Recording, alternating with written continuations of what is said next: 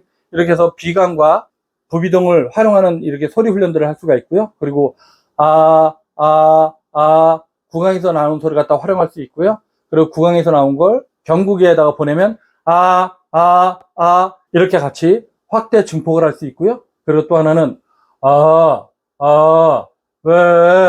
왜 이렇게 가슴을 울리는 소리를 낼 수가 있는 거죠. 그러니까 저 같은 경우는 제가 배우 활동을 하면서 이런 발성에 대한 훈련들을 많이 하다 보니까 지금 제가 말을 하는 와중에는 가슴 울림도 있고요, 구강도 있고 비강도 있습니다. 여러분들이 이렇게 소리 훈련을 하고 나면 여러분들이 소리를 낼 때 여러분들이 그걸 활용하려고 하지 않아도 저절로 비강, 구강, 흉강을 같이 이렇게 소리를 쓰게 되죠. 제가 내는 소리에는 흉강 울림도 있고 구강도 있고 비강도 같이 있는 겁니다. 그러니까 여러분들이 소리를 낼 때 자연스럽게 소리를 내면서 그런 울림을 활용할 수 있으면 여러분들이 최소한의 힘으로 목소리를 크게 내지 않아도 굉장히 효과적으로 소리를 전달할 수 있다, 그런 얘기를 하고 있는 겁니다. 그러니까 제가 올해 계속 목소리에 문제가 생기면서 이 동영상을 찍을 때마다 이 발성에 대한 강의를 해야 되는데 제 소리 자체가 좋지 않으니까 좀 여러분들한테 미안하기도 한데 이거 좀 감안해서 들어주시고요. 그리고 다음 시간에는 이 호흡과 발성과 공명, 여기까지 됐죠? 여러분들이 그러면 이것들을 어떻게 활용해서 소리를 내야지 좋은 소리를 낼 수 있는가, 그런 내용들에 대해서 간략하게 설명하는 시간들을 갖도록 하겠습니다. 네, 오늘 동영상은 여기서 마치고요. 그러면 다음 동영상 볼 때까지 안녕.